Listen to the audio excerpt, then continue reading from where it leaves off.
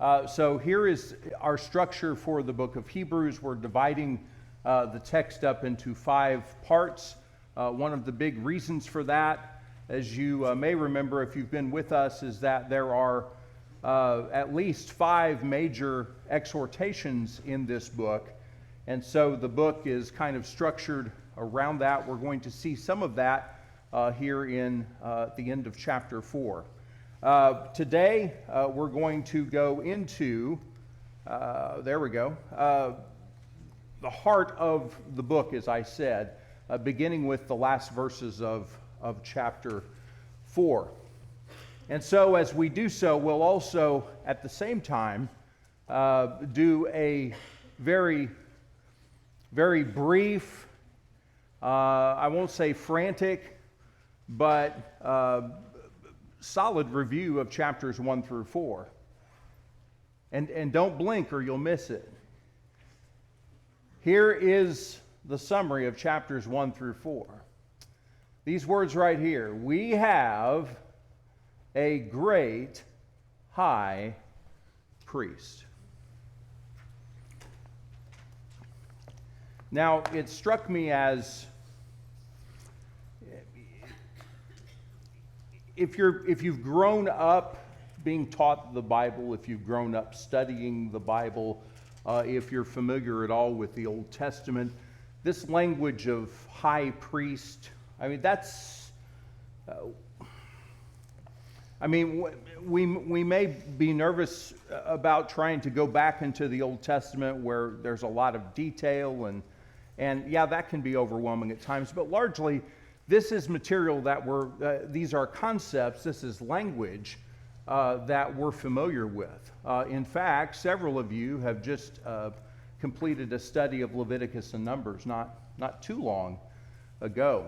But this may be, I guess I bring all of that up to say that there may be people sitting in any sort of class like this for whom this language of since we have a great high priest,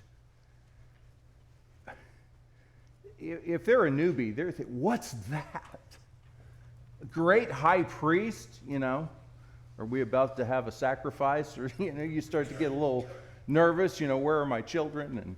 And it's very important as we go through this, for all of us, that we are being deliberate about making this text relevant to our lives. I don't know about you. I mean, do you think of yourself as part of a priesthood? If you're a Christian, you should. But how much do we talk that way? How much do we think that way? How much have we internalized and made relevant to our lives this language? So all that to say, we need to be able to wrap our minds around what this means for us. So the writer says, we have a great high priest. Now, chapters 1 through 4 has made this point, essentially, right? We have a great high priest. What would be the significance of having a high priest? Anyone?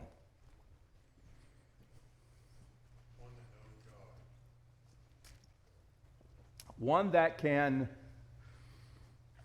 well, there are layers to that. One that knows God, okay, I'll just let that, what? One that would offer sacrifices for sins, Scott? The function of the high priest is to relate the people to God. He was to help or go on behalf of the people to God, and so we have someone that has done that for us, and that's Jesus. That's right. Yeah, someone who represents, in effect, God to man and vice versa. Now, we're going to talk about what is true of every high priest in this section, but we have a great high priest. Now, how has chapters 1 through 4 help to make that point? We have a great high priest. Let me restate that. Because we have a high priest, then, we can draw near to God. We have a firm and solid basis. I want you to think about some of the dominant exhortations in this book. If you hear this once in Hebrews, you'll hear it maybe 10, 20 times at least. Let us hold fast. What's another one? Let us draw near. Okay? There is a practical end to which he's telling us to do that. Well, the fact that Jesus is such a great high priest magnifies why we can hold fast and draw near. We have a firm and solid basis for holding fast to what we have confessed about him, Jesus. We have a firm and solid basis for drawing near to God through Christ. Now, what are some of the ways that he's made that case in chapters 1 through 4? Greater than the angels. Okay, he's magnifying the greatness of Jesus, and in the process of doing so, compares Jesus to the angels. He is greater than the angels. How else is he doing it? What? Greater than Moses? I thought at first you said greater than most, and I thought, well, yeah. Greater than all, yeah. He's the Son of God. How else does he magnify that? That we have a solid basis for approaching God through Christ. We have a great high priest. Okay? Okay, chapters 1 through 4 focus heavily on the humanity of Jesus Christ. Okay?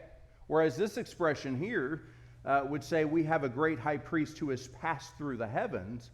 We also have a great high priest who has passed through the valley, who has lived in the flesh, and can therefore sympathize with us. Okay, he is the exact representation of God. There are all of those great things said about the Son in the opening verses of the letter. How else does he magnify this message that we have a great high priest? If you have, by the way, a comment that's more than a sentence, please raise your hand. We have a couple guys back there that can bring a mic to you. We'd like to hear your comment. Okay? Has the well dried up? Any other thoughts? Back here, Josh? I think it's also interesting to contrast Jesus as high priest with Caiaphas, who they might have been familiar with, who was really made a high priest by Rome and was responsible for really the trial of Christ. Yeah. In their day, I mean, you know of any high priests today? I mean, it's like when it talks about every high priest taken from among men. I mean, they had other examples like that to draw upon. It's like, okay, I can get that concept of a high priest. I see that all around me, maybe. Okay? Go ahead. Yeah. Back in the back. Yeah, he tasted death for all of us. He conquered death. So he's the only eternal high priest that we have. Okay. He conquered death, and then Dion had a thought up here. Chapter 2 tells us that for this reason he was made like them, fully human in every way, in order that he might become a merciful and faithful high priest in service to God. Okay.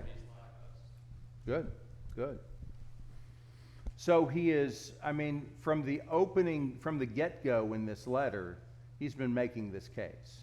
That's really all I'm trying to get us to, kind of in summary, to think about here, because we're here in chapter 4 and we're talking about the text, but I hope that you see that he is concluding everything that he has said to this point.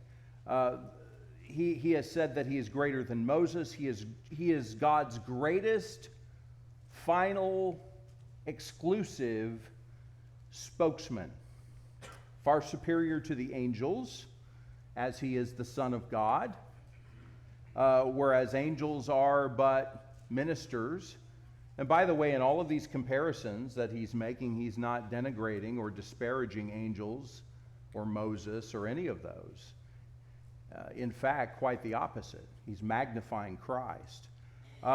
He became human, chapter 2 will say, for a lot of reasons, to defeat Satan, to free us from the fear of death, to walk in our shoes, to become our brother, to make propitiation to God. This is all language from the text. To become a merciful high priest, to be able to represent God to man and man to God. He became human, so in effect he was sent forth, hence the term apostle. The message that he spoke has been attested by superior witnesses. The word spoken through angels proved steadfast, whereas the good news that has been preached to us was at first spoken by the Lord, and then afterward by those who were eyewitnesses, God himself testifying to what this spokesman has said. He is able to lead us to God's rest, which not even Moses or Joshua could do. So it's quite a case that the author has been making. We have a great high priest who has passed through the heavens. That, of course, includes the idea, although, largely I think that language is just saying that he has entered into the presence of God, okay? As chapter 9 and verse 24 will say. We have a great high priest who has passed through the heavens. So upon that basis, here comes an exhortation in verse 14. Let us hold fast our confession. Are there areas of your life in which this is not for you to answer out loud, but to think about? Right now, as you think about your life, are there areas of your life in which you have trouble holding fast to your confession of Christ? In what areas might you waver in your confidence? How confident are you in Christ? Let us hold fast our confession. And then to the point that's been made, verse 15, for we do not have a high priest who cannot sympathize with our weaknesses, but one who has been tempted in all things as we are, yet without sin. One who has been tempted in all things as we are. Are we ever, pun intended, are we ever tempted to believe that that's not really true? That Jesus hasn't really been tempted in all points as we are? You think of any examples? Marriage. Jesus was never married. Yeah, so how can he say, he understands the stresses of, actually, you think about it, Jesus does have a bride. And a very fickle one at that. Any other examples that you can think of where we're tempted to believe that Jesus hasn't really been tempted in all points as we are? I'm not trying to set this up as some sort of controversial statement. I think it's far from that. But as we get down to brass tacks about this text, I think we've got to be honest about the areas in our heart where we may struggle with what the text's saying, what we all may nod our heads at here in this comfortable setting. On Tuesday afternoons or Thursday nights, or when there are stresses in our relationships or at work or whatever, all of a sudden, all of that reliance that we professed in the church house on Sunday just evaporates. And then we feel like just a ship being tossed by the waves. Scott? Just just to illustrate a little bit more about what you're talking about, but I think we do often underestimate the temptations that Jesus went through. I know for a long time, as I was growing up, I think, well, Jesus was tempted by Satan in the wilderness, and we think that was the only time that he was tempted. And that's far from the truth. He was That's tempted right. every day. And then Right. people even today want to sit there and say, well, it was easy for Jesus to go through what he did because he knew the end result because he was God. Right. You know, he knew he was going to be raised from the dead, so for him to face death was not that challenging. And, Right. and that's not the Bible picture. I mean, the picture of Gethsemane, and he'll allude to this later in Hebrews, but the picture in Gethsemane is a man in utter agony about what he is about to face and asking that not to have to go through this. So, yes, I think your point is very valid. We do underestimate Jesus, and the point that the author is trying to make is, I mean, how powerful is that as our high priest, that he can relate to us because he was one of us in every Yeah. way possible. And Right. while we can't explain how he's fully God and fully man, I think the scripture here tells us his being fully man and fully God did not give him an advantage over us in living his life on this earth, or otherwise the point is not really valid that he's Yeah. making. People will say, well, you know, since he was the Son of God, well, was he really tempted? Was it really tempting for him? I'm happy to just stay with what the text says. How about you, Cole? I was going to give more examples of that for me. It's like, well, I can't, talks about him being able to call 10,000 angels, you know, or it's like, I can't do that. Right. So, I mean, that's something that's not relatable. Right. I can't, like, if he's talked physically with God, I don't feel like, I mean, I pray, but I don't feel like, other than reading the Bible, I hear God. You know, so I feel like in my mind, or it's always been, I think there's caveats that I've made justifications for these things for myself, but that's where I've thought in the sense of like, well, he's just got other things that he's knows that Yeah. I and can fully see or has seen, because if he's been there since the beginning, it's just like, well, I wasn't there at the beginning, Right. so I don't know. Yeah. The more we think about it, the more we realize just what a weighty statement this is and how important it is that we come to terms with it. That he has been tempted. Because, listen, if we haven't really bought into that, are we going to rely on him as our high priest? I think not. Trish, and then we have a comment over your right shoulder there. Go ahead, Trish. One of the things that I have to remember is the only advantage he has, or one of them, is the fact that he knows God and he's been with God and he knows what he's going back to, whereas we have to come up with all that by faith. Yeah. It's not true knowledge in that we are acquainted with God. We just have to have faith that he is who he says he is. This is a good point when it says he's passed through the heavens. I mean, why would the text tell us that? It's not just that Jesus has passed through the heavens. He's calling on us to join him. And he can take us there. But we have to buy into what the text says about him being a great high priest. Yes, sister, go ahead. You know, one thing that when this verse comes up, I don't think of Jesus being the example of is dealing with temptations of sexual sin, being an unmarried person, and yet withstanding it, being a man in human weakness and human flesh. The devil would throw that at him, of course, and yet you have no record of him struggling with sexual sin. And you see when the devil was tempting him in the wilderness, how he's throwing back how he's throwing back God's word at him. Yeah. And that is like key for dealing with any temptation. But it is an interesting thing, because I don't think we think of Jesus as someone who might have been attacked with that, being an unmarried person.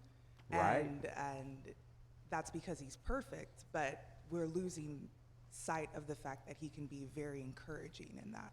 Yeah. Yeah. So it's a rich thought.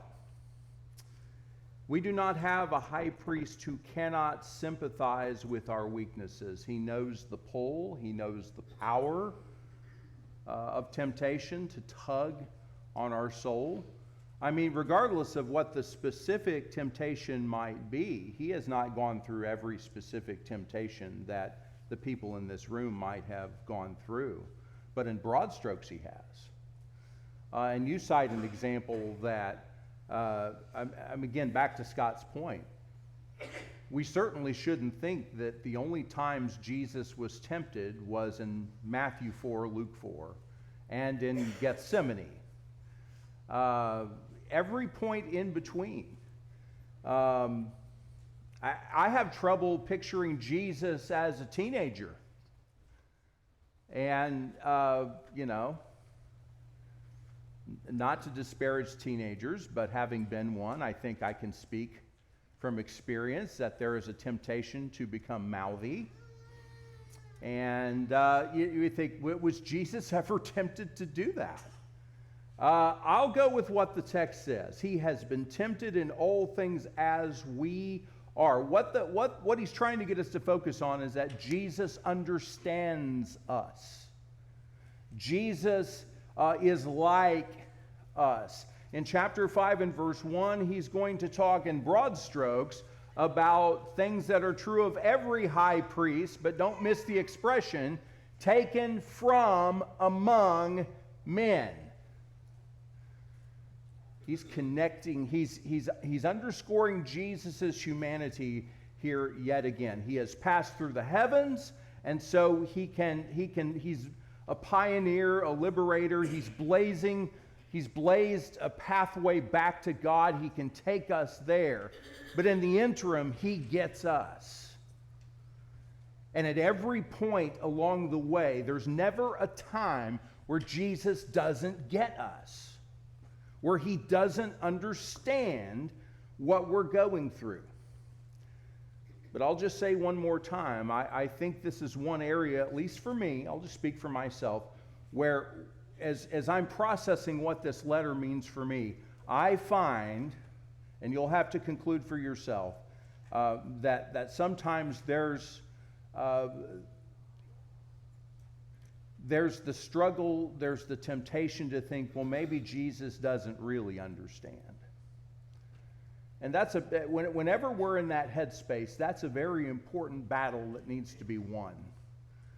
Because what comes next will hinge upon how I answer that question. Does Jesus really understand? Okay? Mike? Yeah, I've always wondered, you had talked about being a teenager. That's absolutely the hardest thing anybody ever goes through. It has to be. And at the wedding where he turned the water to wine, I was always kind of taken aback at his answer to his mother. He goes, "Woman, what have I got to do with you?" Mm-hmm. What that means is words don't describe tone.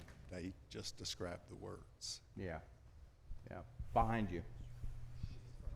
Oh, okay. I did not see. Up all the way up here.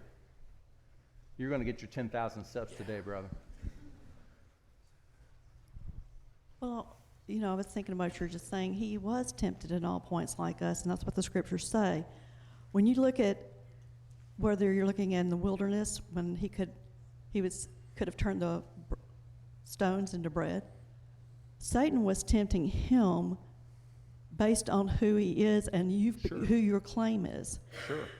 You fed those in the wilderness with manna, and you can't do this now? Mm-hmm. So everything about what he's doing with Christ tempted him at his point, but that's what he does with us. We can't take every sin that affects me and say it applied to somebody else. He looks at what bothers me, the lust of the flesh, the pride of life, and the lust of the eyes, and he is going to tempt me based on what is going to affect me, and that's the same thing that affected our Lord. And so yes, he was tempted in every point like as us. So then you can look at it and say, we just got through reading about Samson.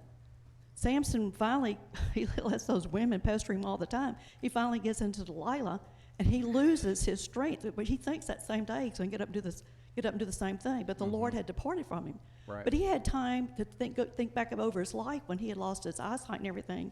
So he could go back and call on the Lord and say, you do understand. You understand where I am, and I know that you will bring me through this.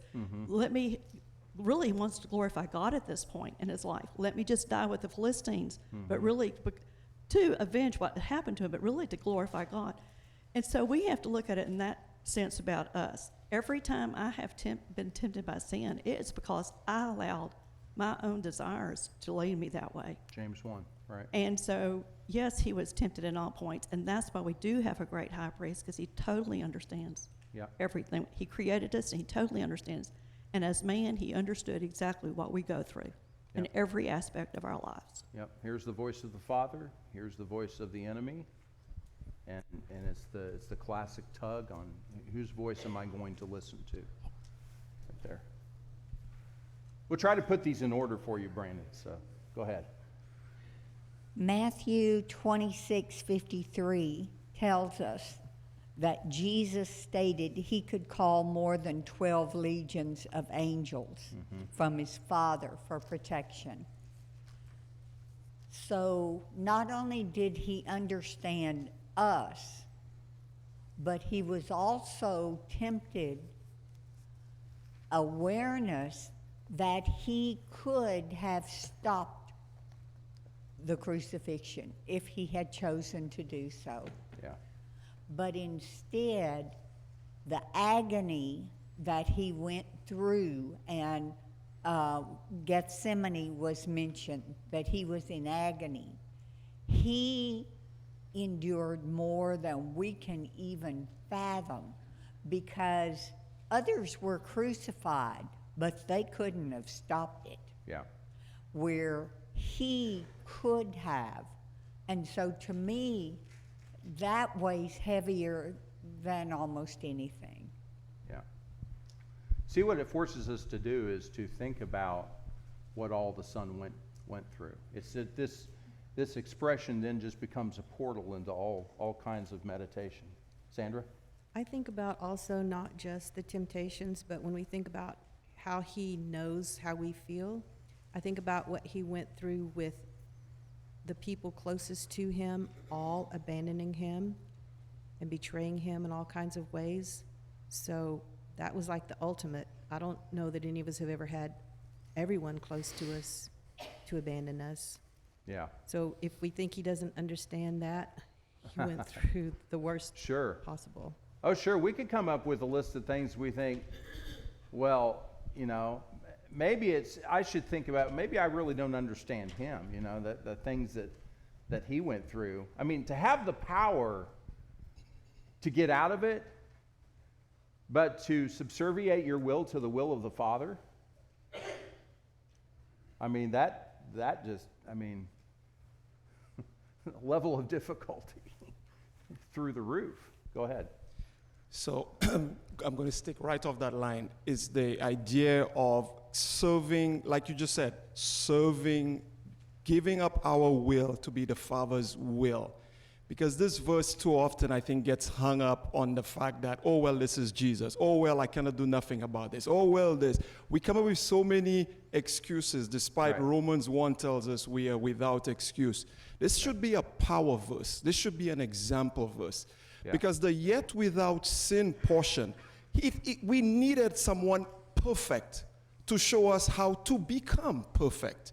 And then 1 John 3 is that verse I'm going to tie that with, because this is something I've seen struggle throughout my time as a Christian, myself and others, and I keep rationalizing this back to 1 John 3:8, where it tells us, whoever makes a practice of sinning is of the devil, for the devil has been sinning from the beginning. The reason the Son of God appeared was to destroy the works of the devil. No one born of God makes a practice of sinning, for God's seed abides in him, and he cannot keep on sinning because he has been born of God.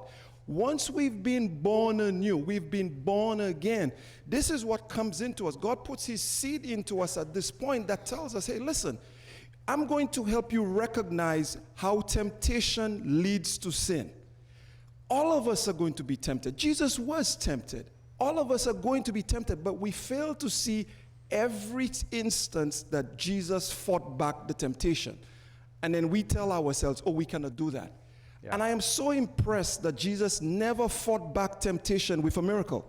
He fought it back with prayer and the Word of God. What is our avenue as well? Prayer Right. and the Word of God. We can do this. That's right. We keep telling ourselves we cannot. We Right. find ways to make ourselves not do God's will. And God's throwing that right back at us saying is, whose choice was that? You made that choice. Yeah. We have the power with the seed of God be abiding in us to avoid sin and to recognize temptation for what it is, to just put it to death immediately when we recognize it. We should appreciate the fact that we are tempted. Yeah. And when we see it, we have the power and the ability to squash it. Yeah.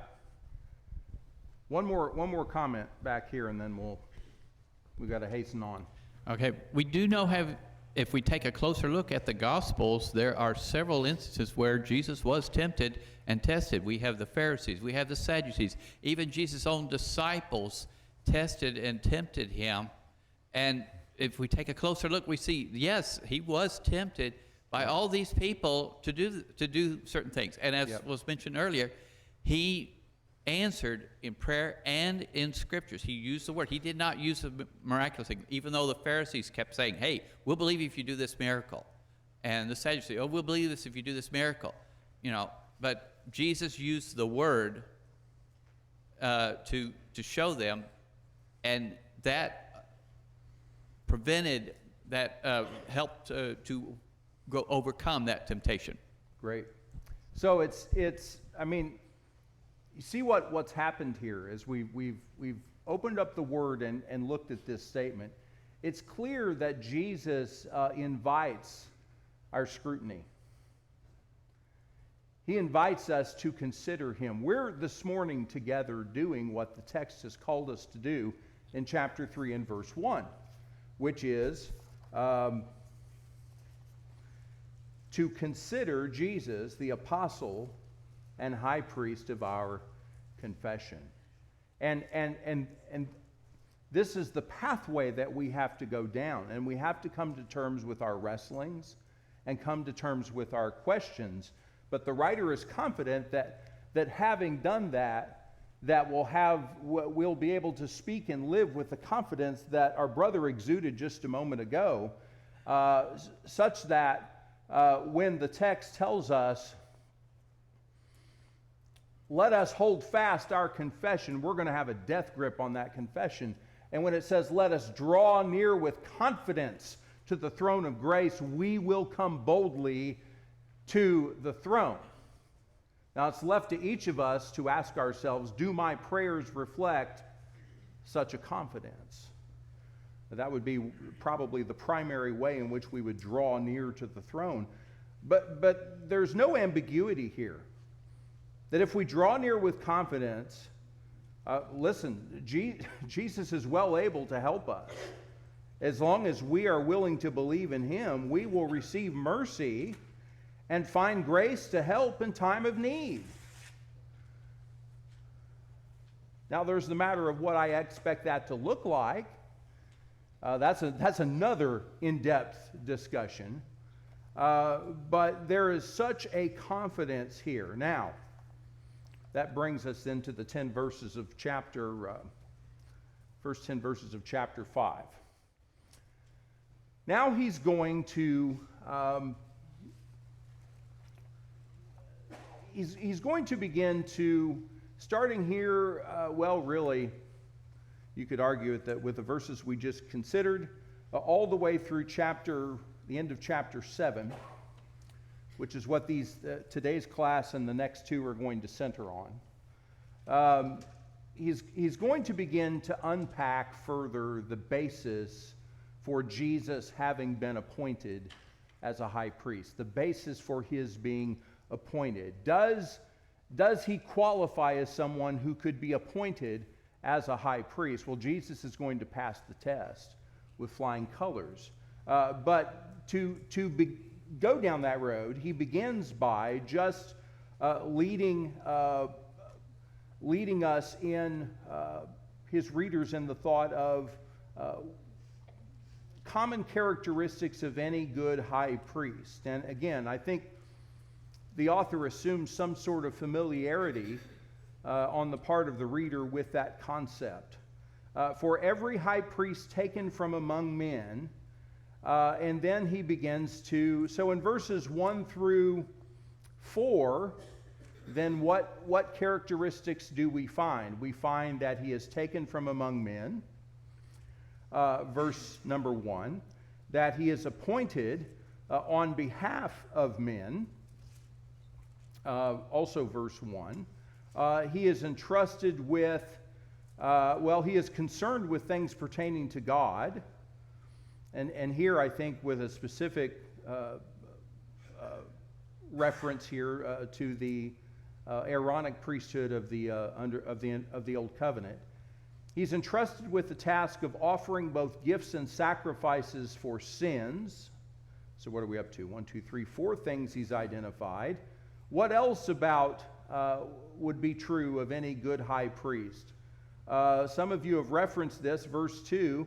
He can deal gently with the ignorant and misguided, since he himself also is beset with weakness. You see, because he's from among men, he too is a man.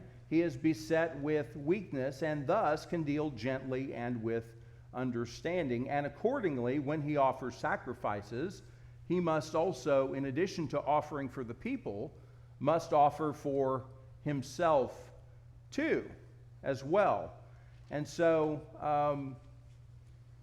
in a perfect case, this is someone who is going to be humble and self-aware and willing to deal gently and compassionately with the ignorant and misguided.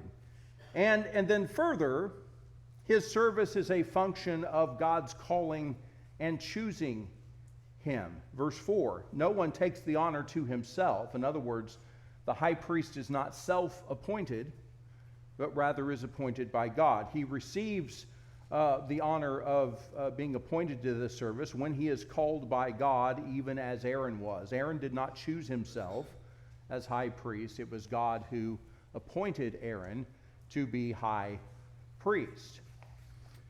All right. So that's verses 1 through 4. Let's just read through the rest of this and make some brief comments, and then I want to try to summarize what we're looking at here with another slide. So then he pivots, having set that forth. These are the common characteristics of any high priest taken from among men. He's now going to proceed to show why Jesus checks all those boxes, if you'll allow that expression. Why, and in fact, the whole purpose for this is to show that Jesus exceeds what any other high priest can provide as a function of his perfect life and so forth. So also, and what we'll see this here in a minute when I put it up on the slide, he's going to deal with the very things he talked about in verses 1 through 4, he's going to deal with them in reverse order. So that's going to form a chiasm, and I'll show you the chiasm here in a minute. So also Christ did not glorify himself so as to become a high priest, but he who said to him, so then in verses 5 and 6, he's going to quote two passages from the Psalms. The first one in verse 5 is a quotation from Psalm 2 and verse 7. This is not the first time he's referred to Psalm 2 in this letter.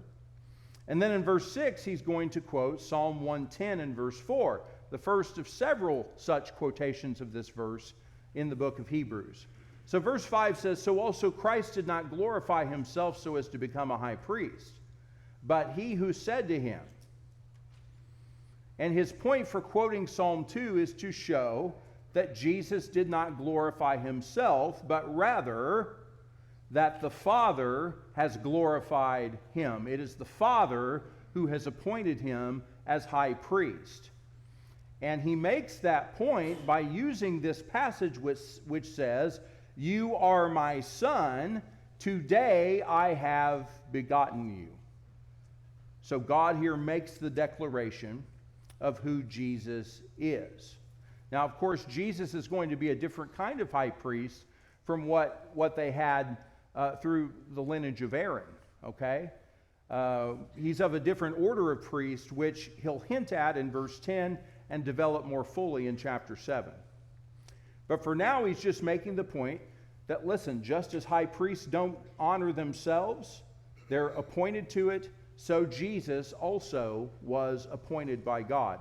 Also, verse 6, just as he says also in another passage, you are a priest forever. Who said that? Well, Jesus doesn't say that about himself. This is the Father saying, you are a priest forever, according to a different order, according to the order of Melchizedek. Now, I think the author in writing this, and of course we see this in the end of chapter 4, which Matt Willis will cover next week, that he understands just by dropping the name Melchizedek, that he's going to have to hit the pause button and say some things to them about their maturity and their need to become more discerning. Anyway, then he pivots to the fact that he can sympathize. So whereas in chapter 5 and verse 2, he's going to make the point that Jesus can sympathize. Any high priest can deal gently because he is beset with weakness. Jesus, as we've talked about this at length this morning, in the days of his flesh, he offered up both prayers and supplications with loud crying and tears to the one able to save him from death, and he was heard because of his piety. Although he was a son, he learned obedience from the things which he suffered. I think he's just here talking about the experience of going through that suffering, that equips, that fits Jesus to be every bit as qualified to be a high priest as any other high priest, just on that basis. An interesting study here that I would recommend you do is, you could go through the book of Psalms and just read some of the prayers of righteous suffering in the Psalms, like Psalm, let's say 116, for example. And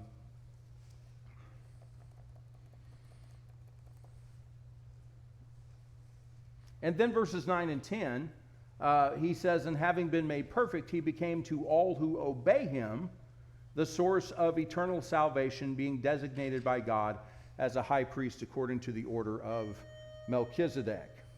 Was that our first chime or second? All right, well then I'll run through this. It was the second, Mike? Okay, all right. So what has he said in this section? That he is able to help in a way no other priest can. He meets the requirements expected in general for any high priest, but here's that chiasm that I mentioned. That's what's true of every high priest, and then in reverse order, he goes back through and shows how point by point Jesus fits every requirement that one would have for any other high priest. Okay? Again, the overarching point to this point in the letter is we have a great high priest. Let's live that way.